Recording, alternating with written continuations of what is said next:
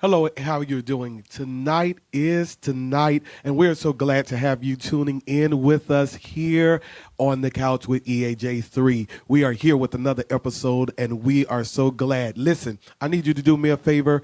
I need you to go to your Facebook page to share and to like. And if you're on YouTube, I need you to send a text message out, or I need you to make a telephone call and tell them to join you on tonight.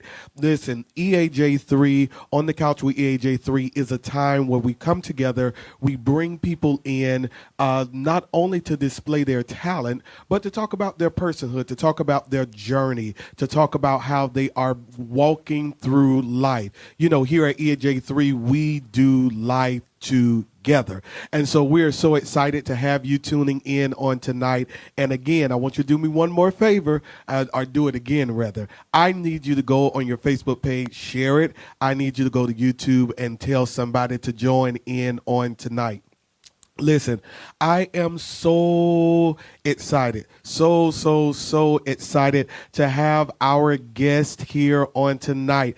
I want to introduce the one, the only, Miss Vicki Farrie. She is our guest on tonight. Welcome to the couch. Thank you for having me. Amen. Listen, I am so glad that you have made time to join us tonight. Listen, we go back a long way, right? A long way. I think over 20 years. Yeah, it's been over 20 years. Over 20 years. Listen, Miss Vicki Farrie, I met Miss Vicki Farrie at Pastor Washington Church. Yes. At the Spectrum. Yes. At that time, at the Spectrum, she was doing praise and worship in the choir at the Spectrum, and I am just so elated to see how God has evolved you. He's grown you, grew you through the challenges of life. Oh yeah, and allowed you to come here, and you have emerged, and it is such a blessing. It definitely is. Yeah. It definitely is. I just really thank God for this opportunity because, you know, sometimes we just need to be reminded that God still sees us and he still hears us. But thank you for having me today. I'm glad to be here. Man. So listen, this is what we're going to talk about. Now, first of all, you're going to experience her singing. It's going to be great. But I want to talk about the person. I want to talk about the person who is Vicki Farrie. So that's what I want to talk about. So just a couple of little things. Talk to us about where you're from. Talk to us a little bit. I am from South Georgia. I am from what they call, I guess when people ask me and they said, where are you from? And I said, D.C. And they was like, oh, you from Washington? I say, no, the country. So, you know, that's like a little icebreaker for me. Right. But I grew up in a little small town called Ashburn, Georgia. Okay. And I am the number 12 of 12 children. Whoa. And my dad was a pastor and bishop. Okay. Of the Church of God Apostolic Churches. Oh, my Lord. And So I'm the last of the Mohicans, but I've been in church from the womb to the pew. Okay. Church girl. But life doesn't, you don't be exempt from those kind of things just because you go to church. Right. As a matter of fact, you got the big target. But I'm happily married. Good. I can say that. That's a beautiful thing. I think that's one thing that's kept me grounded. Yes. Is my wonderful husband of 30 plus years. We have 4 children, and I have 4 beautiful grandchildren. Yes. And so I'm praise and worship leader, artist. I just go and sing, and God has just given me. I'm just a simple person who has been given the gift and didn't quite know what to do with it for years, but just allowed God to navigate me through those places where he wanted me to be and go and use it. And I freely use it because I like to do it, but God has blessed me. And so when you really want to know who I am, the first thing people ought to know about me, they say, you're not trying to be so deep. I'm not. I just love God. Okay. I had to get to that point where it was okay for me to display and be who I am. Yes. So this is good. Right. So one, I didn't know you were from an apostolic background. I am. So this is great. You have on makeup, right? I do, so and I have on earrings. Right, because you're not supposed to have that on. I'm not supposed to have the, that on. the traditional. The traditional, yeah. So I want to talk about that. You know, being being a PK kid, apostolic, Yeah. growing up, and one of the things that you just said, to learn how to love God and Yes. to display that by being who you are uniquely. Like, how did that? Talk to me about that journey. How Like, all of that evolved. Okay. yeah. So, of course, I got married at the age of 20. Okay.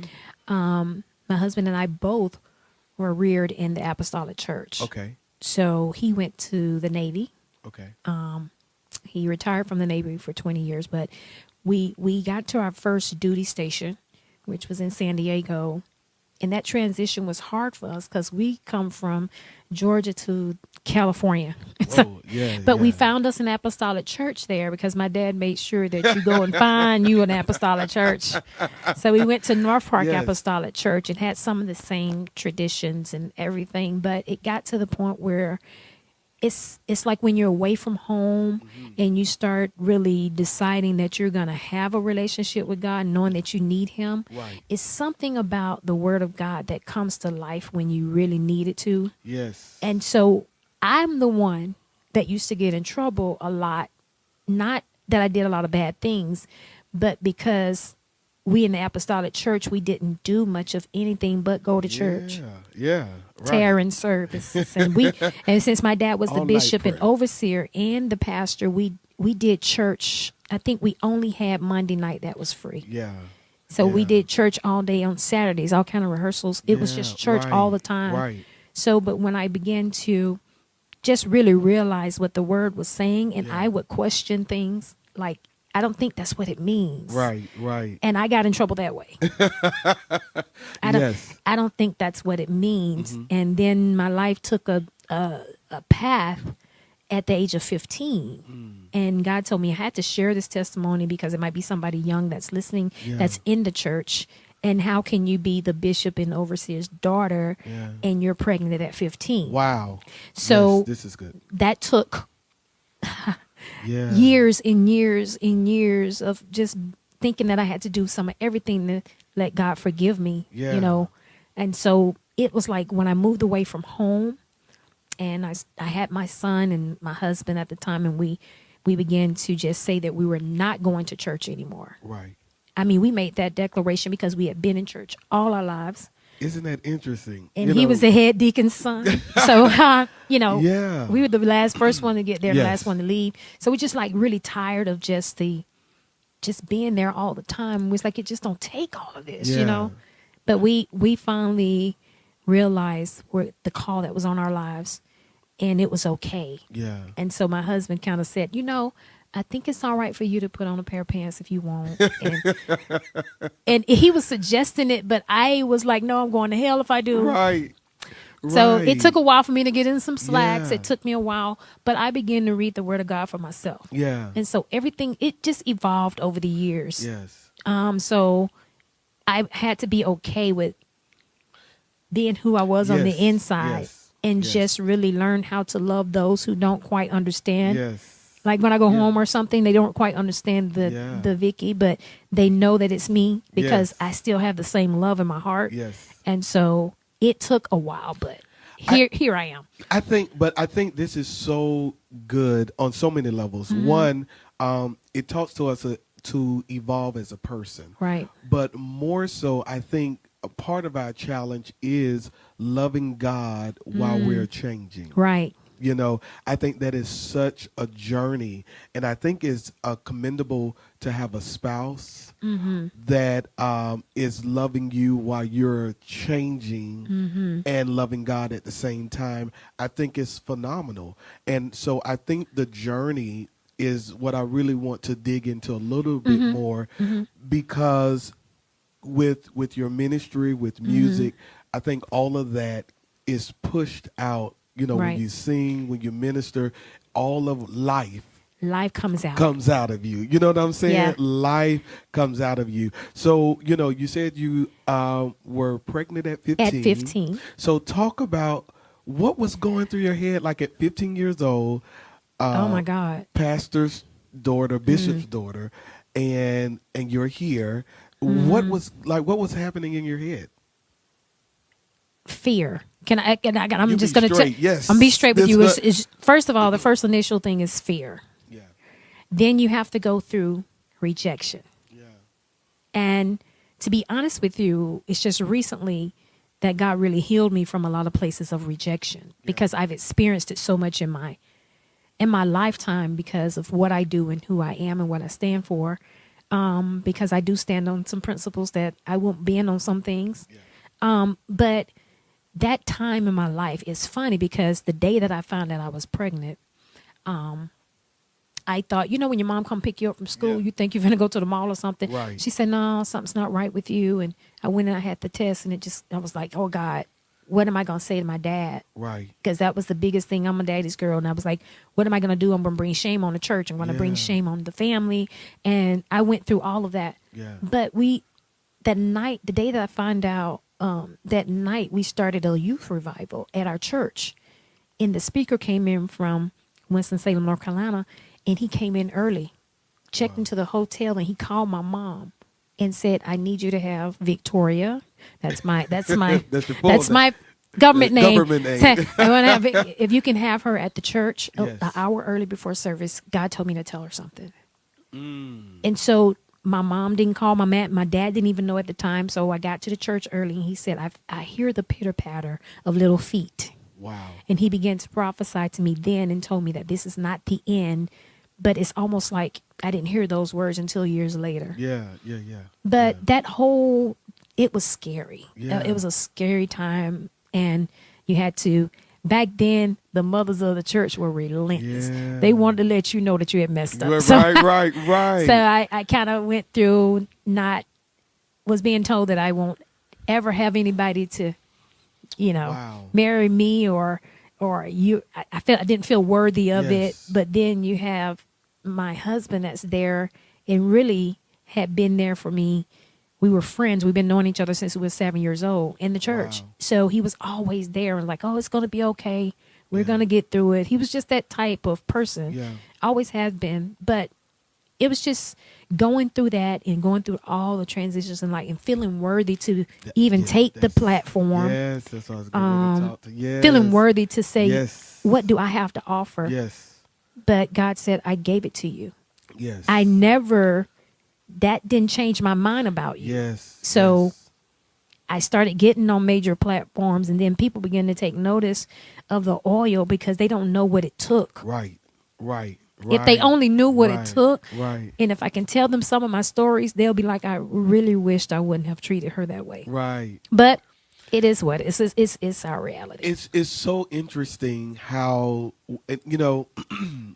I sometimes I don't know if we mean to or not, or it's how we're programmed that we look at certain things that people do as almost unforgivable. Yeah. Almost as if this is so horrendous that God can't do anything with it at all.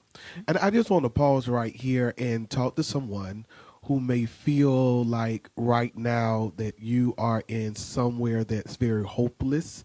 And I want you to use, and this is what this is about, I want you to use the testimony or the life of Miss Vicki, Miss Vicki, because I think this is so important, on so many levels, that we help people not to give up. Right. That we help people not to throw in the towel because I did a choice or made a choice that God doesn't have plan and purpose. So I have something interesting to ask. So talk to me about what happened to the baby. My baby came here full of gifts and talents, and he's still such a phenomenal man of God. He is amazing. I can say that, but his journey was very turbulent. He deals with basically having a father figure in his life ever since he was 8 months old, but finding out later that he had a biological father, and to know that father didn't quite want to be in his life. And so he went through a lot of transitions. We went through my son became a teenager here in Jacksonville, and he just, decided that he wanted to do things his way. It was very turbulent. Yes. We even led to a 12-year drug addiction. Wow. And God really delivered his life. If you would see him now and the way God has blessed him, I just stand in awe. He sings with me on the praise team. Wow. He makes sure that I look the way I'm supposed to look. He's just all about that. And he's married, and we're just trusting God and believing for him to start his family soon. But he is a phenomenal man of God now. But it took him. He'll probably come over here one day and tell you his own story. But he is such a blessing. And so I don't know if you remember this. Mm-hmm. I don't know. The particular service, I came to Pastor Washington church to preach. Uh-huh.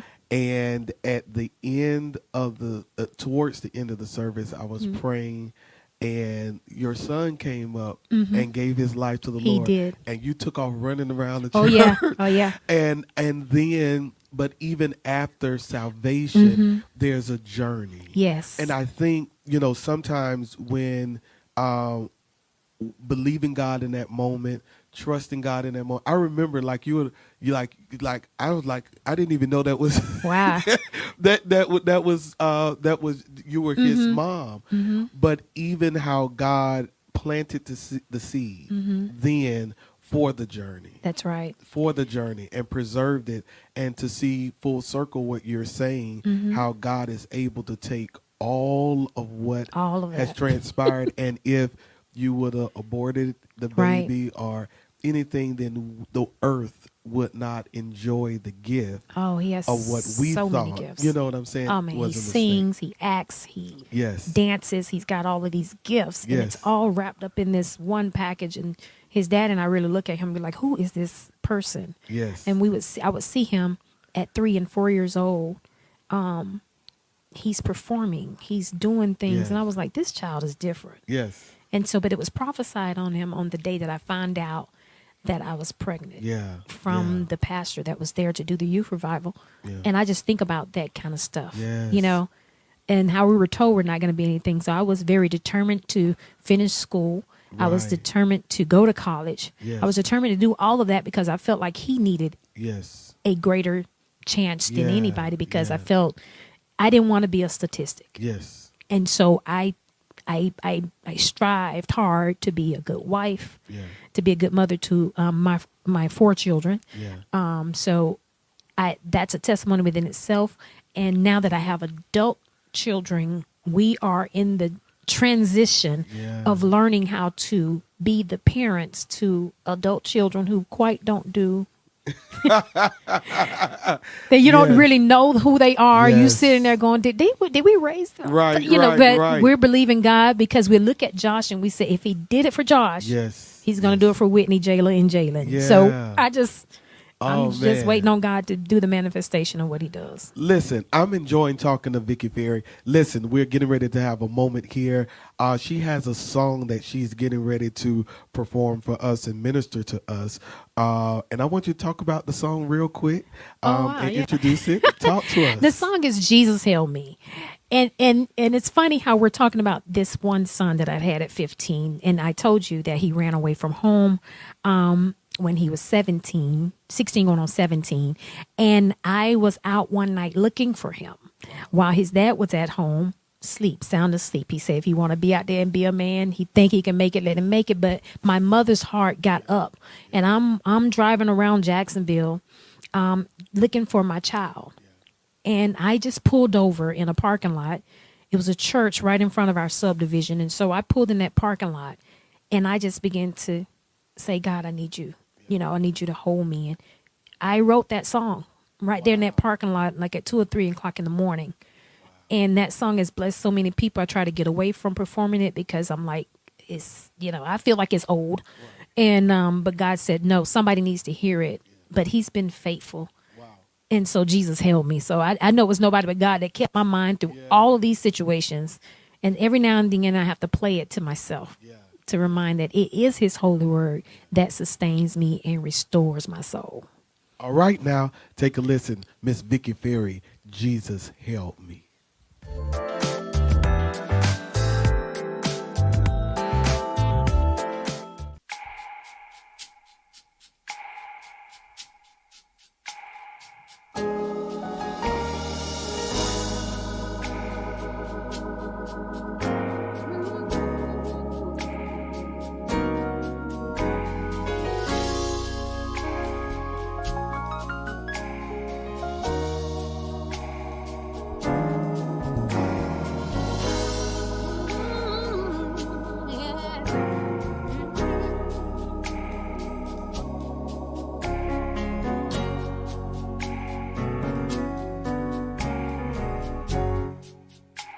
Jesus, hail me. He held me in his arms. Jesus, held me, and he kept me safe from harm.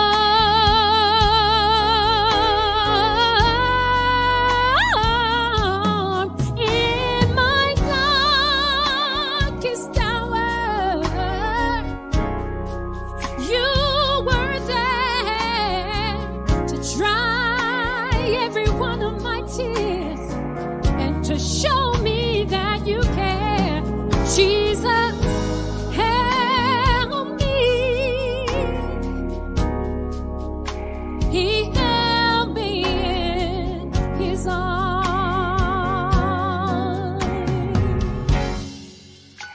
And Jesus held me when the enemy tried to make me fall. And oh, Jesus, he held me, and he kept me through it all.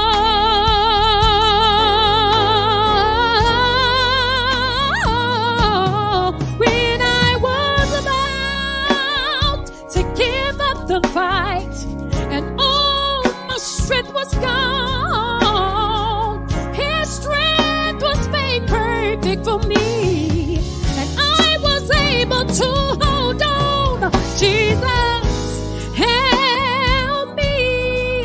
Oh, yes, he did. And Jesus, he helped me. Jesus, he helped me. Oh, he held me in his arms.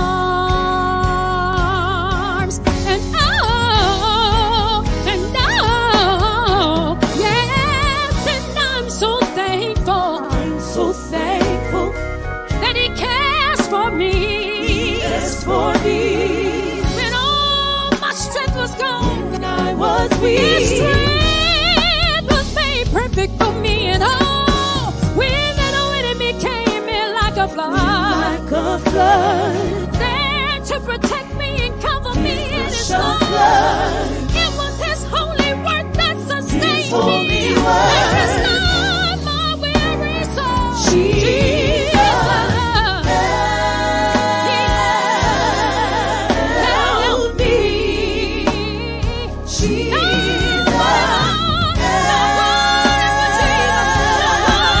Jesus, help me.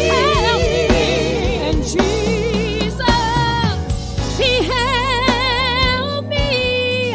Oh, he held me in his arms. I'm safe in his arms. Safe in his I'm safe in his arms. Safe in hey, I'm safe. Hey, I'm safe. Safe in yes, I'm safe. Safe is in the living feel safe. Safe in his arms. Safe in his arms. Safe in do you feel safe? Safe in his arms. Safe in his arms. Safe in his arms.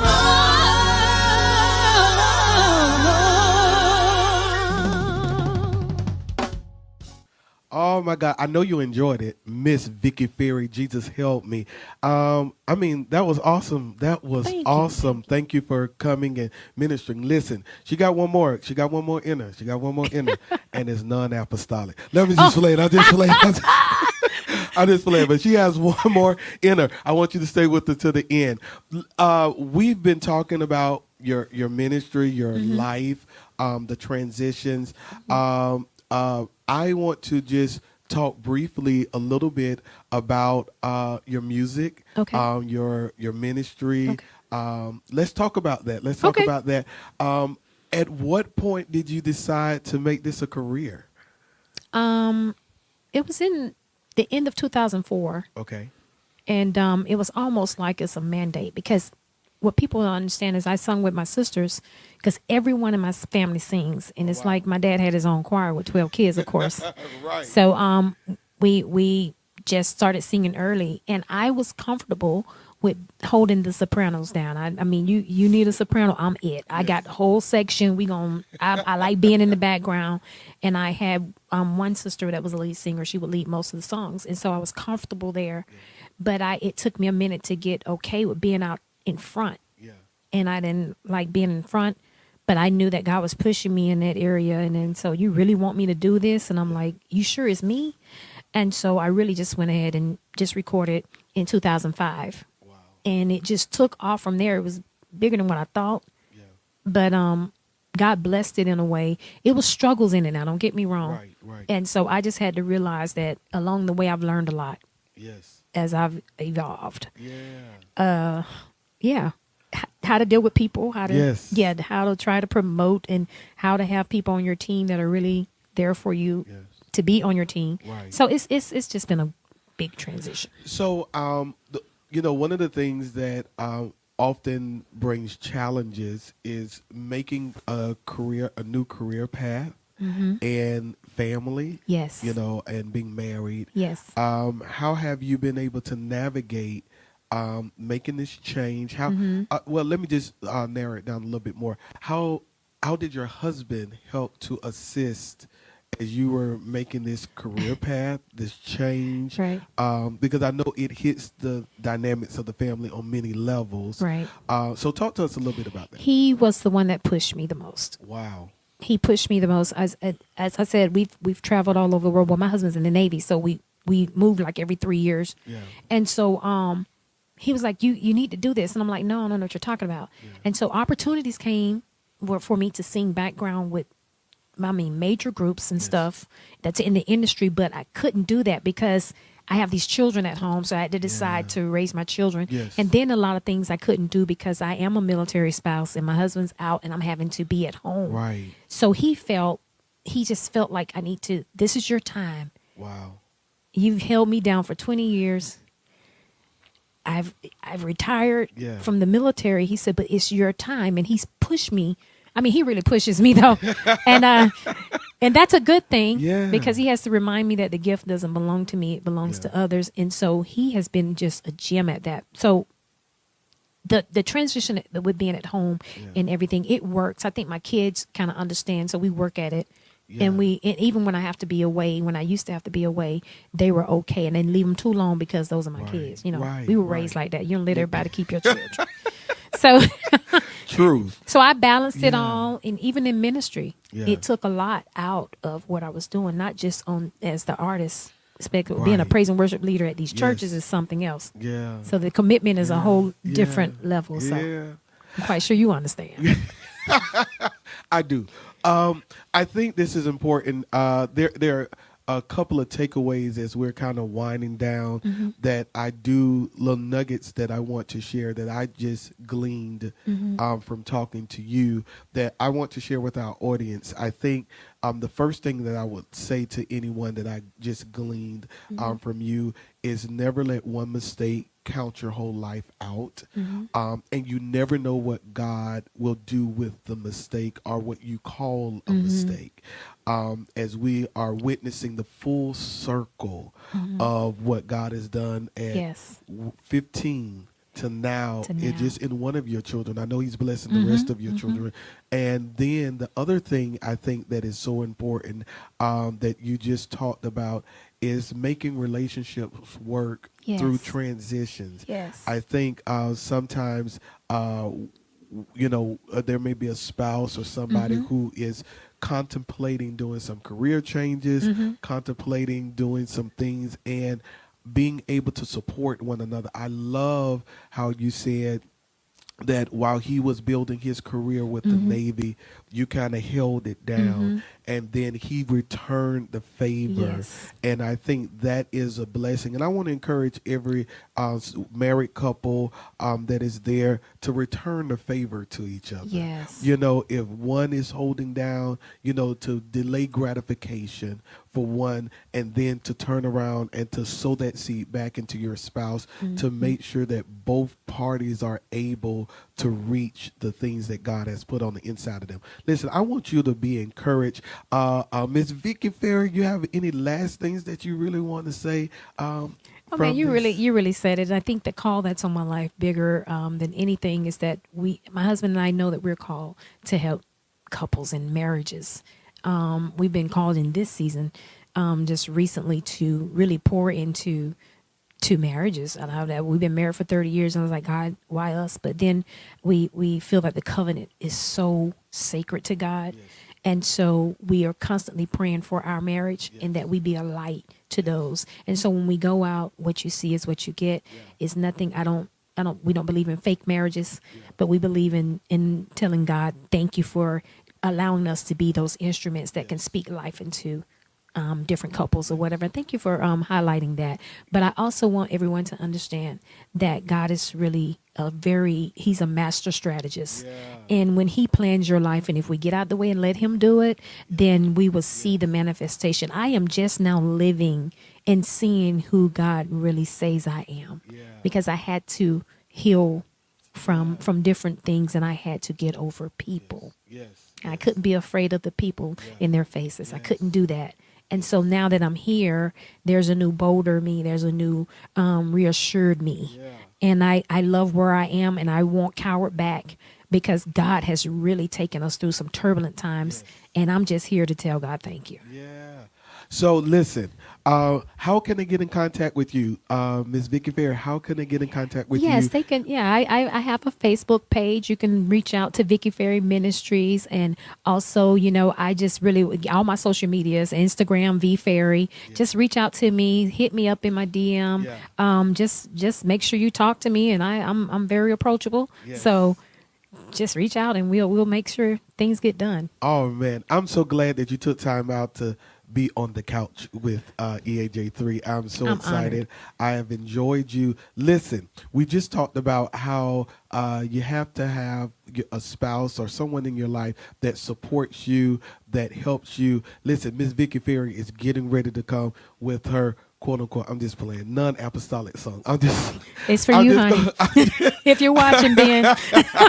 Listen, she's coming and she's getting ready to sing for us. Listen, she came to our last night of healing. Listen, we did relationships and situationships, and she did this song. It's one of my favorite songs, and I'm so excited that she's going to do it again on tonight just for you. Listen, if you have a spouse, if you have a child, if you have someone you love, don't forget, say a little prayer for them. Miss Vicki Farrie is closing us out with the classic, Say a Little Prayer for Me. The